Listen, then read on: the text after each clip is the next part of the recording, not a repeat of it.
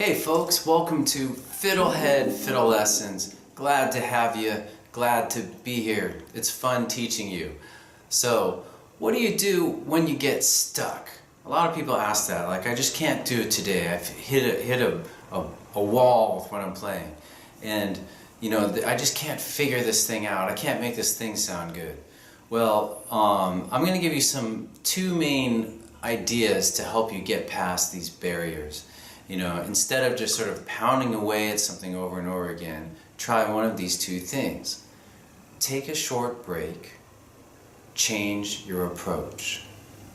So, going into more detail on taking a break, you could just take like a minute break, you know, every 10 to 20 minutes. Set down your fiddle, maybe stretch and breathe, you know, stretch your arms, touch your toes, breathe again, maybe get up, go have a drink, go to the bathroom, something like that. It'll make a big difference. You'll just come back to your practice session more refreshed. The other thing you can do is to somehow change your approach. So change the speed of what you're practicing. So maybe you're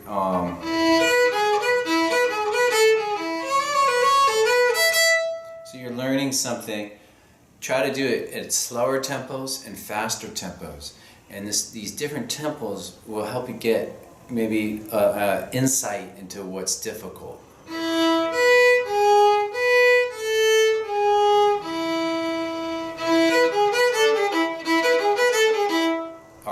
So that's one way to change your approach. Another way to change your approach is to change the volume. This is really a fun way to practice, you know, to just sort of, it's just sort of like a somewhat easier thing to do. You just use less bow to make it quieter. Then more bow, more pressure to make it louder. But there's something about doing these volume changes that will not only help you get the thing you're working on, I feel, but also they help improve your sound, because you're kind of testing the limits of your sound with that. Another way you can change your approach when you get stuck is to just change your location. Maybe you can stay in the same room and just go, you know, look at something on the wall while you play. Move around your room, maybe walk around your room a little bit. Maybe go look out the window. Maybe just turn around, you know, maybe just close your eyes. All this sort of counts in this sort of changing your location. And what it does is you're basically finding ways to change your perspective, to get a new perspective on what you're practicing. Because maybe just that one way you were looking at it and approaching the problem wasn't working. So just trying something a little different. And this is just kind of a left field idea, all right? So, and the last main way I'll suggest to change your approach in order to get past things that are holding you back, get past that barrier, is to switch to an easier instrument. And there's a few different easier instruments you can switch to. You can switch to singing, whistling, or humming, claps, pluck fiddle, and instruments you can already play. The first one, singing, whistling, or humming, I talk about a lot, but it's really just another way you can set down your instrument and do do do do do do do do do do. It'll help you kind of just picture that tune, get a mental map. And then for people who hate singing, you can do humming or whistling. Another way to switch to another easier instrument you can switch to is just claps.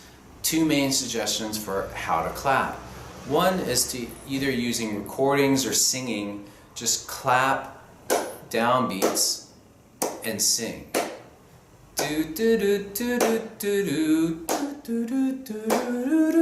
Or you could, instead of singing it, you could listen to a recording and just clap along.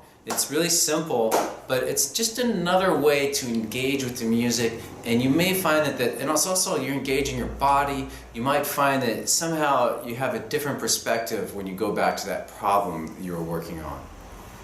The other way of using clapping is very powerful is to clap the rhythm of the thing you're practicing. So the thing I've been singing is do do do do do do do. So those are all that's not a very complicated rhythm.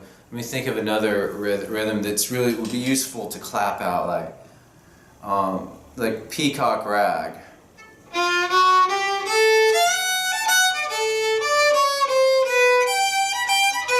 This part. So that part. This can be difficult for some beginners who haven't played things with syncopation, kind of offbeats. So if possible, try to clap that.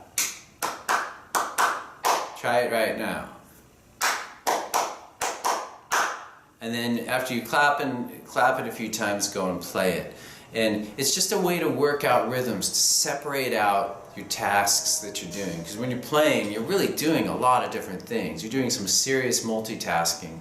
And then when it all comes together, it sort of magically is transformed into a unified task if you've really done all these separate things, the work on all the separate elements. Okay, so moving on, another easier instrument you can switch to is plucking. So if you want to do left hand plucking, place your thumb on the fingerboard and pluck. And so just pluck the thing you're working on.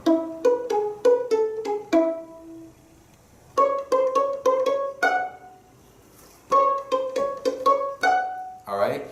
It tends to be a little easier, like say you have a very difficult left hand thing you're working on, you're stuck on something there, you switch to plucking. You take away the need to get a good bow sound, which is draining part of your attention and mental energy. Because plucking is just sort of a little easier and more casual thing, and so anytime you encounter a very difficult left hand thing, or when I'm teaching that, I always just say to the students, set down your bow, let's pluck it. And so when you're doing this, you have to be the teacher, especially if you don't actually have a teacher and you're just using these video lessons, you really have to step up and be the teacher. And so that's one way to do that, is just to listen to where you have problems with your left hand and pluck.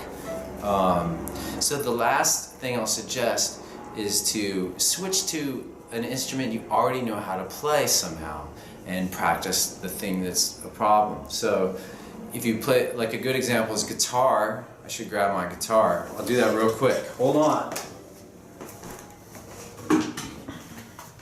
So if you're practicing that tune I was just doing, which is Beer Island, one strategy is you could just strum the chords of the tune.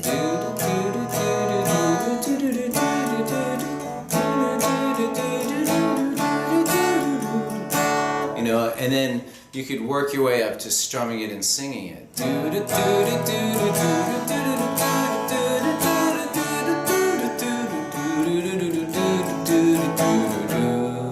And then finally, if you're a really good picker, say, you can... I don't think I can play that melody, but you could...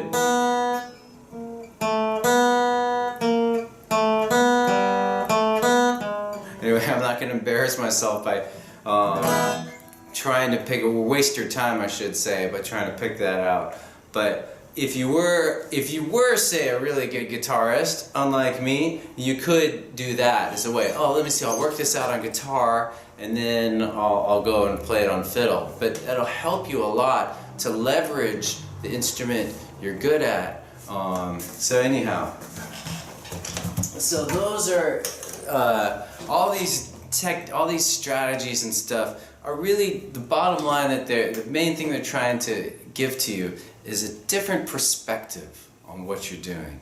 They're ways to bring awareness to the music and the process of making it. And I think if you do them, you'll just have more fun too. So thanks for watching, and we'll see you next time on FiddleHed. Go to FiddleHed.com for a progressive, step-by-step course outline, color-coded tabs, play-along tracks, sheet music, and much more. Thanks for watching the videography. Excellent. And don't forget to subscribe. Thanks.